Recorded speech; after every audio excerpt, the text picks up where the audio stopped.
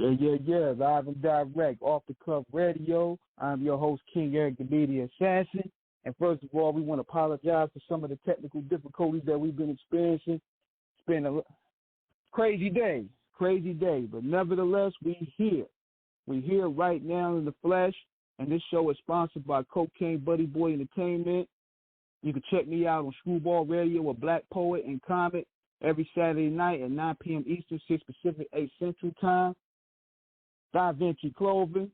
And today's guest, man, this guy here is, what can we say, man? This guy played a pivotal part on helping Sean Diddy Combs not only become an artist, but also providing the legwork behind the Bad Boy brand.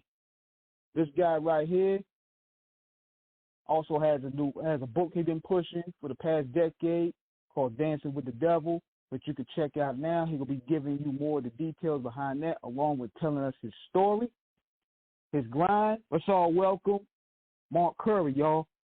Yeah. What's going on, man? How you feel? How's everybody doing? Man, I'm just happy to be good. Here. Thank you for having me. Yes. No doubt, man. Just doing the regular thing. So yeah, let's dive into it. How you want to start this? Yeah, man. Before we going on, man, but first of all, let's let people know what you've been up to lately and like what you've been doing to stay busy. Man, I build. I'm a contractor, so I build. I'm a carpenter. Call me a master carpenter, so I build. So every day I wake up, I use I never stop being able to use my mind. So here, let's sit down. I just build, you know what I'm saying? So that's what I do now. I find happiness in building because I can, still create, especially with carpentry. You take a piece of wood and make a couch. I could take a piece of wood and make a whole house out of it. That's what I do now. Happy with it. Man. Yeah, and people don't understand, man, that's not only a handyman deal, but that's also a lucrative business, big lucrative business to have, you know what I mean? Because you're building from scratch, you're creating masterpieces and structure. Yes, sir. Yeah, I'm with you guys. My bad. But yeah, that's no, you good. What was your question again? Yeah, I was saying that that's a lucrative business to not only have, but it's also a foundation because you're building from scratch. And who knows? They say Rome ain't built in a day, man. You building things from scratch that that could maintain generations of wealth. Yes. Yes.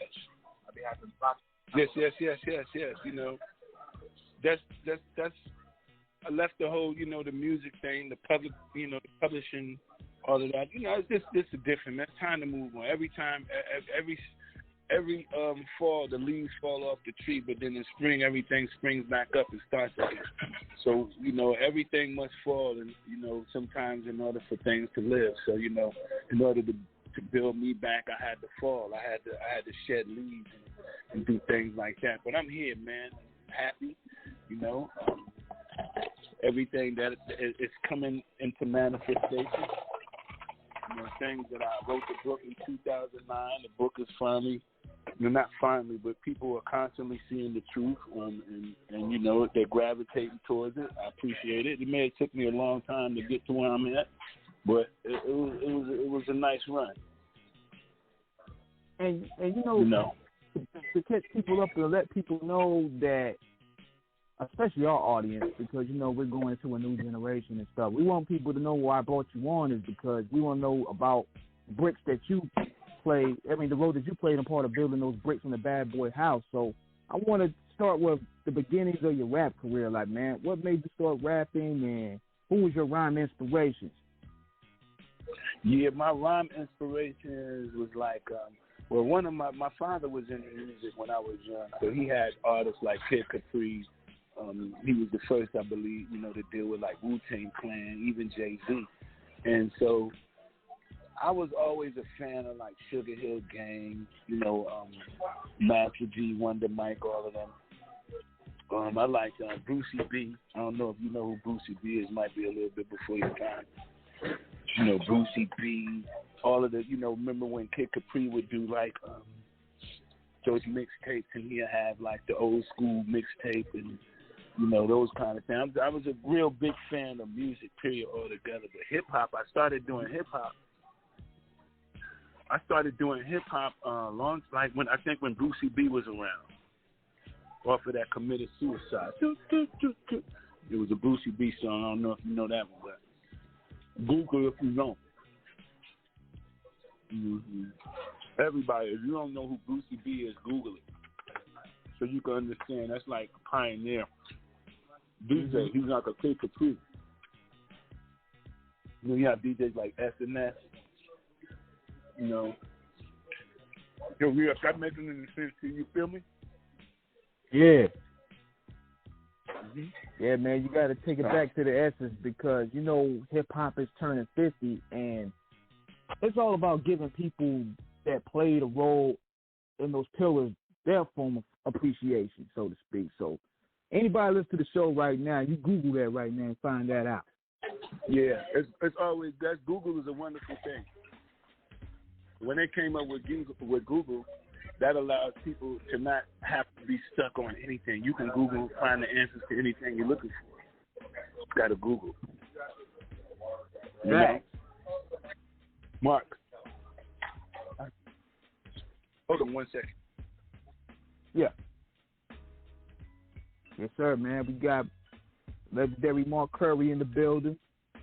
We building right here. Yeah, that's right. So, man, going on, man, you getting your rhyme you got your rhyme aspirations. And what was that moment where you like, man, I want to take this thing serious and go to that next level and build a career out of this? That happened when I didn't really ever think like that. I just when I was good enough and people started looking for me, that's when I was like, this. Then I didn't. You know what I'm saying? Sometimes we can always think we something that we're not, you know what I'm saying? But until the people tell you that you're good at doing something, I didn't need people's approval, but until I knew that I had something that the people want, and even to this day, it took me all the way to now to just release music that I've been doing for so long. I'm 52 years old. I just released my first 2 songs. One is I Am, and then one is Secrets. But it took me all the way to 52 years old to be able to say what I wanted to say.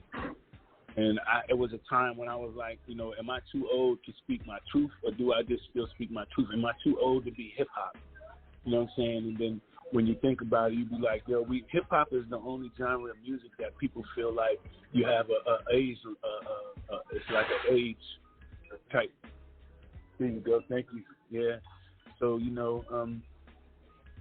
but then, I said, you know what? It doesn't have, as long as Jay-Z's older than me, Puff Daddy's older than me. So I feel like if we can still listen to them, then we shouldn't have to say that hip-hop, you only have to be a certain age in order to be in it. So I just released my first music.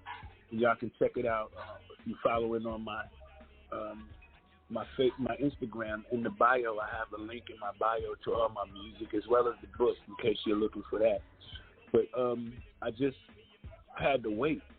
I had to wait for my turn. And even though sometimes we can want something really, really bad in life, sometimes you just gotta wait. You gotta wait, or you can look at it and say, is what I want more important than what I have to go through? So you be like, what I want is something that I definitely want. But if I have to go through something in order to get to it, I will go through it. A lot of people, have things that they want, but they're not willing to go do things to get what they're looking for. So one of the things I had to go through is humbling myself and saying that, what, the only time that's going to be the right time, I have to work on God's time. And I have to do things when it's the right time, if that makes sense to you. That's some gems right there. Hello? That's some gems right there. And yeah, that's some gems right there. And we actually played those 2 songs before I brought you on the air. And that's what I said to myself. Yeah, the Secrets joint and the I Am joint. And I had to say this to myself in my head. I said, man, Puff had a gem right there. He just didn't know what to do with me. You know what I'm saying? But it's okay. I knew what to do with it. Move on, right? Do other things. I had to go find greatness within myself in other ways. You know, it's not hard to do when you're a creator. Big facts, man.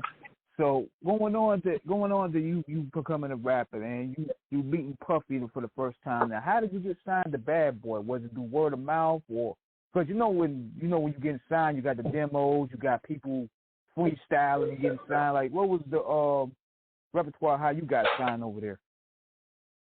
Okay, you can kind of put it like this. You remember when we used to go get that loaf of bread and they have a prize in it? Yeah. You know what I'm saying? Do you remember? Do you remember what Cracker Jacks was? Yeah. Jacks?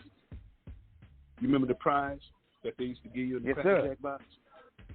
I'm the prize in the Cracker Jack box. So I didn't have to go do anything. Only people was looking for me. I didn't have to look for nobody. You know what I'm saying? So I was sought after. So I didn't have to go make a demo and go rap for nobody and walk for no. I had to walk and get nobody no pound cake or nothing. Yeah. Nah.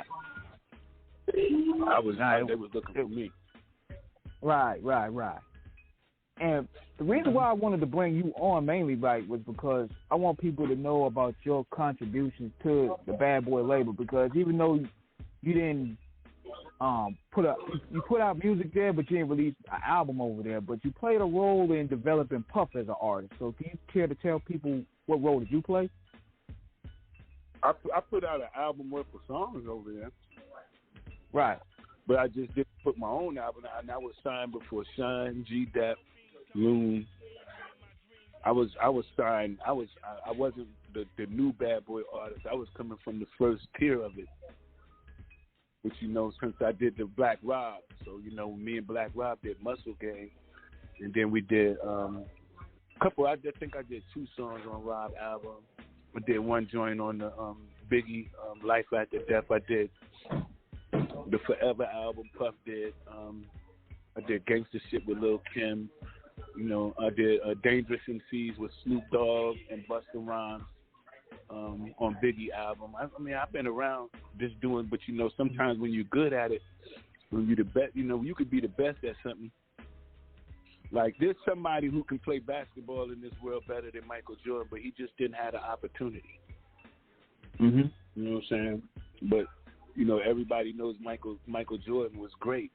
But, there was somebody who was just as good as Michael Jordan. He just maybe had a criminal background or something. So yeah, that's my case. Sometimes you can be before you're a little bit too far ahead of your time. And that's in that case. That's what I think. I was too far ahead of my time. It was hard for people to understand what I was on because I was on something different. Now, one record that you did, and I want to ask you this. Now, did you do the Godzilla record for Puff? Yep, the Come With Me song. With Led Zeppelin. Yeah. That was like one of the first songs I wrote for Puff was the Godzilla song. And I had the opportunity to work with Robert Plant, the Led Zeppelin. And, just to walk down the street with Led Zeppelin was something that, rest in peace. But I also did a song with David Bowie on This Is Not America on the Training Day. And rest in peace to David Bowie. But those are just two good songs that I say I wrote for Puff. And Sleepers. People may not know that.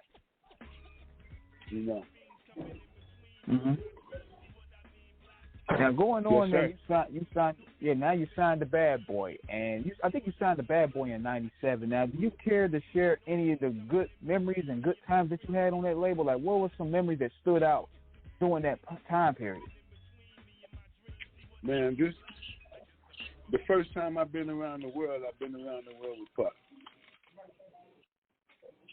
And to be able to go around the world as fast as we went around it, like it was almost like in 52 days you can do 52 states. in 52 days. So that's, just to be able to do that and not missing one state, going to Africa. Been to Africa, not saying I wasn't going to go. Went to Africa a couple of times. Performed on some stage with some many great people. I think I performed on the stage with Michael Jackson one time and at the inauguration. I've done inaugurations. I've been on almost every David Letterman, Saturday Night Live, Showtime at the Apollo. I've appeared on magazines, from the Source magazine to Hip Hop Weekly, all of those kind of things. But I was just always a part of that bad boy crew. So, and this was around the time of the 90s, man. It was cool. This was around, but it was when you used to see Puff and you say how successful he was at doing what he's doing, and then you would automatically think just doing business with him will make you just as successful. But sometimes that's an illusion. Right. Right. And now, great people make great things happen. Right. Right. And let's talk about at this point there, this is 98, 99, where did you start seeing things go south with you and Bad Boy? Was this around 98 or 99 when he put out the Forever album? Well, he used to have a lady that ran the office. Her name was Francesca Spiro. Rest in peace, Francesca Spiro. One time, came into the studio and I'm asking her what's going on with my budget, because she would be the one to know. And she said, I'm going to just be honest with you, because I used to call and ask her all of the time, and I think she felt sorry for me, because she knew when I was calling, like, there was really no answer. There's nothing that nobody could tell me. And one day she told me, she said, Mark, she was on her way from leaving the office. And she said, Mark, I'm going to be honest with you. The reason why you're not in the studio is because you don't have a recording budget. And, man, she left. She ended up leaving the office. I think she sued Puff for about $12 million, something like that. But rest in peace, she passed not too long after that. So that's when I knew that I was out of there. When Francesca told me that the reason why I wasn't in the studio is because I didn't have a budget, that's when I was like, you know what? Everything is smoke in the mirror. Where's the money? Wasn't no money. That was it. Can't record nothing if you don't have a budget, right? Right. And this was around 99, right? 1999 when he put out the Forever album? Yeah, I was right after he did the Forever album. I was supposed to have been, because I was hot on gangster shit.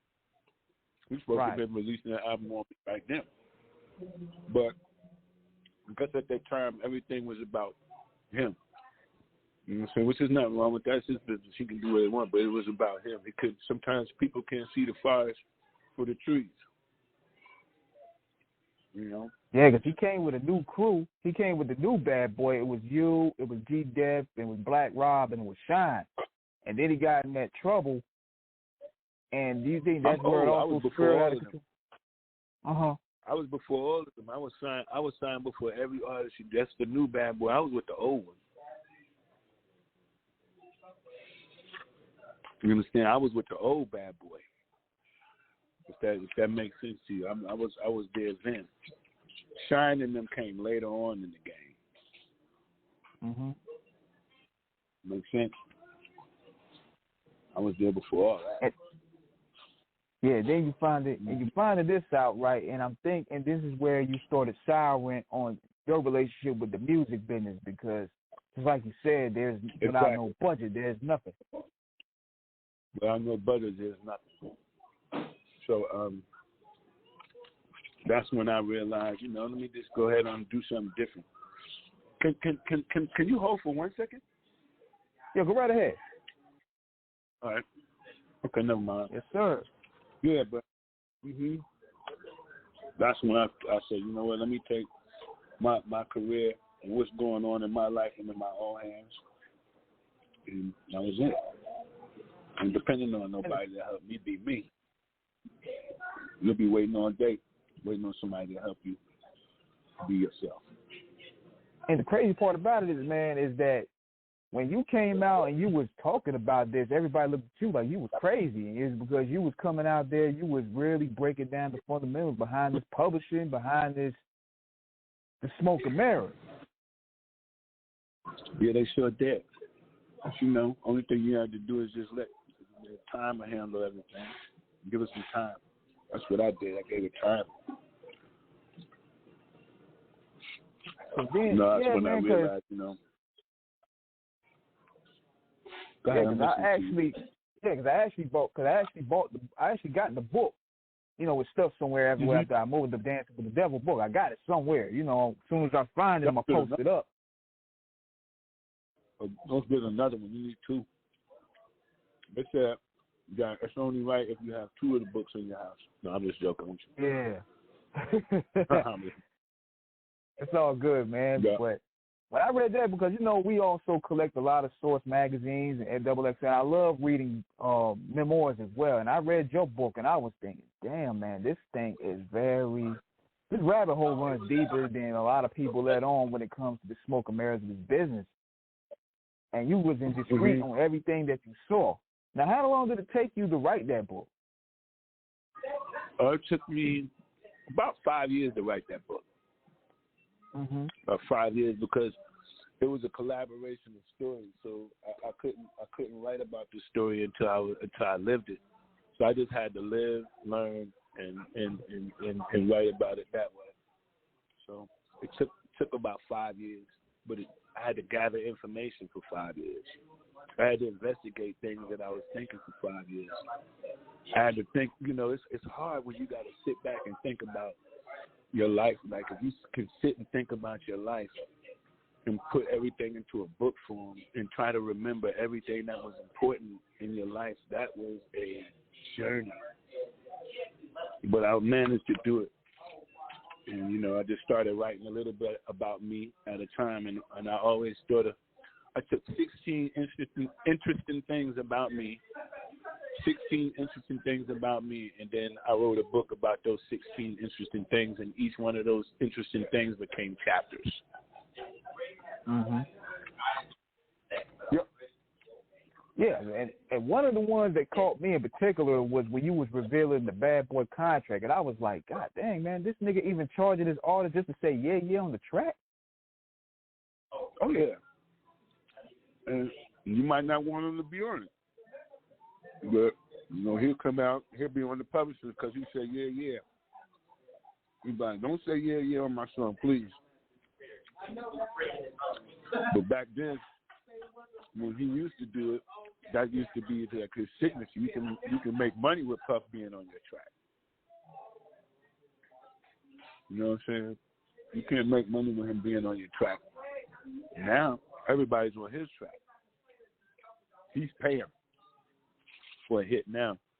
He's going to hire anybody he can think of that has a voice that can help him sell music.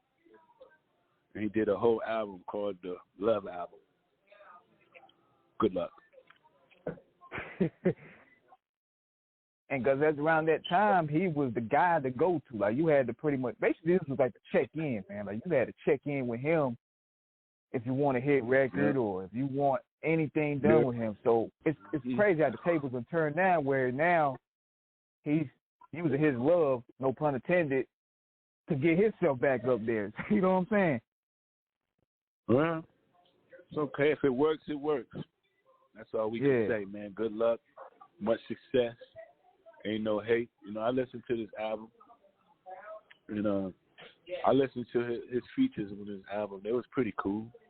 He has a lot of features on his album. You know, they featuring him. So I heard the one song where one song was Keisha Cole featuring Puff. I like that joint. I think he had one with Puff featuring the SOS band. That was pretty cool. You know, he wasn't with the SOS band. Might as well been. He did every artist except for the SOS band. You got it. He said with everything. Yeah, But I want to ask everybody. you this too, man. But I want to shoot this to you too, while I got it on my head. Like, how real is the blackball effect in this music industry? Damn, I was going to cover your food. It's real serious. It's very serious, but yeah, it's very serious. But you just gotta, so it just depends on how bad you want it. If you want it bad enough to let it affect you, it will affect you. Mm-hmm. You know what I'm saying? But if you sit back and let that control you, then it will. When you have talent and talent speaks for itself, you don't have to worry about being blackballed. Talent speaks volumes. You sharpen your tools. Work on your talent. That's all you gotta do, Yeah, you gotta let your drive. You gotta. Hey, go ahead. Only.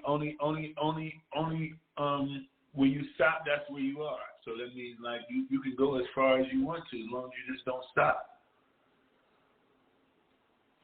That's in anything in life. You just keep going. I ain't letting nothing stop me. I ain't gonna let one monkey stop my show. One man predict what I'm gonna do. Nah, I keep on doing it. I wrote a book. How many people wrote a book? I'm getting publishing from a book. And people say, well, you wrote that book in 2009. I'll be like, well, they wrote the Bible in 422 BC. What? Whatever. You trying to say the Bible is the biggest selling book in the world? Facts. And now, if anything, believe it or not, the true revelations, because now you had the Mace coming out there complaining about Puff, and you had the Locks. They were complaining about Puff and Lil' Kim and all these other people. If anything, you were the Kickstarter of all this. So now all these revelations are coming out, and that's driving more so people to your book. Yeah, and then the sad thing about it is you don't never hear them say anything about. So Mark Curry wrote a book. What do you think about it? They won't even ask. The world don't ask them that question. Or it seems like every time they ask that question, they be like, I don't want to talk about that. You know what I'm saying? It's like, but if they ever was just to say like a Mace or anybody was one of those artists that knew was to just say, you know what, Mark Curry wrote a book and it was the truth. It would help me even with sales, but it's just like we're not supporting each other because everybody feels like they're more important than the next person. So it's hard when you're an artist and you're around everybody who thinks they're the greatest. And you kind of found out later on that this business is really monkey see, monkey do, because you would think that some of the people that's on the roster that's going through the same experiences as you are, they will align with you to get that same fight and get this business hand. Right. Yeah, but everybody thinks they got a fair shot at that pretty lady. You understand? Sometimes you just never know what it's gonna take. And it's crazy, man, because one thing that we do is like we reach out to the people, like such as yourself, that's that's the freedom fighters of truth, so to speak. And it also because you guys are part of that truth that kicks the veil, and then the industry follows later on. And I'm like, man, y'all could have went to Bart for that information. You know what I'm saying? He told y'all the game in 2009. Yeah, but that's the reason why they call catch up. You got to catch up. You know what I'm saying? Like my music, I was way before my time, bro. It was hard to understand something so creative. That was just different. People don't understand. They don't accept differences that much. They just want where everybody else is on. A lot of followers, not many leaders. But in order to be successful, sometimes you got to remove yourself from that following, state of mind, and you have to become more of a leader. And you coming back out, man. You recently went viral when you was discussing about the publishing issue with Puff giving everybody back their publishing back. And do you care to let people know the value of publishing and why it's important for artists and why you say what you said. Yeah, publishing was publishing was great when you're selling. Like publishing is something that comes from actually selling or viewing something. So you have your mechanical publishing, you have your visual publishing. So right now, mechanical publishing is nothing because nobody's buying music. So you can give back the mechanical portion of anything publishing. It's not worth it buying. You might. Who's buying music? They don't even have record stores anymore. So it was a record store. Publishing was great. Make sense? Oh yeah, definitely. Because streaming done cut the arm and leg of a lot of artists. Yeah, but we never did an agreement with no one for streaming. That's where the things go wrong with music. Nobody in the music industry ever did a deal with streaming that comes from my era. So now they're paying you for streaming, but the money that they're paying you is not worth, like being seen 1 million times and only having $100 in your pocket sucks. When people see you 1 million times, they think that you got $1 million. So why would you want somebody to see you 1 million times and you only got $100? That creates alcoholism. You understand? That's what I'm trying to tell you. It's a lot of things that, I don't really ever get into, but when you have people like that and you say, I'm famous and I don't have the money to go with it, people drink more. They do more drugs. Yeah. Things that just help them get by. So, you got to, sometimes that's what we create. We create animals. And I think that's one of the things that they try to do with all artists. They want to make the artist an animal. They want to control the artist. But it's okay. Yeah, because what they did, it's coping. Yeah, it's coping mechanism, especially when that star ain't really shining bright on you no more. Say that one more time. Yeah, I'm saying it's a coping mechanism, especially when it hits artists that ain't really shining no more. Like I've seen people that been everywhere, and then soon as that light ain't shining on them no more, they just lose it. Yeah, that's what happens. It's the fall, you know what I'm saying? But when you can appreciate everything, you be like, man, I don't care falling because the only thing I'm gonna do is get up. I came from the ground. I was born crawling. So where I'm gonna be? Why I can't crawl now? Even the older you grow, you turn back into the same state you was born. So you're gonna lose your teeth, you're gonna lose your hair, and you're gonna not be able to. We're gonna crawl again. So you understand? That's just the great thing about life, man. Everything returns to the way it was created. Yeah, man, and you also see how this thing plays a decline on people's mental health. And we've seen this also with Black Rob, who recently passed away, I think a year ago. Rest in peace, man. That would seem like a real solid dude. And I know you did some songs with him, man. What was it like working with Rob?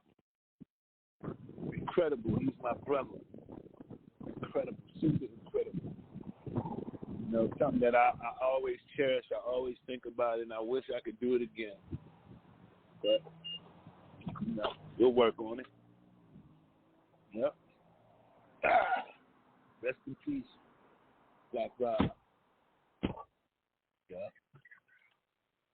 Yeah, he was a solid one, man. I mean, he really doesn't get his appreciation for what he contributed to Bad Boy as well. Because I think he, along with yourself and Sean, they brought that street element back into Bad Boy, because around that time in the 90s, Rough Riders was kicking ass, Rockefeller was kicking ass, Bad Boy, they needed that street edge. Black Rob, he played a vocal role in bringing that back. Yeah, I'm listening. Yeah, Black Rob, when he dropped the Woe joint, he played a vocal role in bringing that back. Yes. Yep. Can you hear me? Yeah, I can hear you. All right, I'm in. All right. Yeah. So yeah, I had to take a little lunch break to call you. Yeah. talk.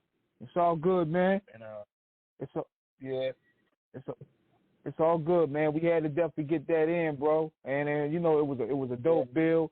I want to send a shout out to Israel Picasso for linking us together, man. Yeah, that's a good brother right there. I fell in love with hip hop. Yep. Let's do it again, man. Let's come back again. This ain't got to be the last time we talk. We could talk quite often. Oh yeah, man. Yeah, man. We definitely gonna keep in touch, man, because we actually got episode 600 coming up soon, man. So yeah, pull up and definitely you can be a part of that. You know, show some love. All right, you just let me know and I'll be right there. All right, man. We connected, bro. So yeah, I'll definitely be hitting you up probably tomorrow, man. We'll definitely keep in touch. Yes, sir. All right. Thank you for having me. All right, my man. Always, man.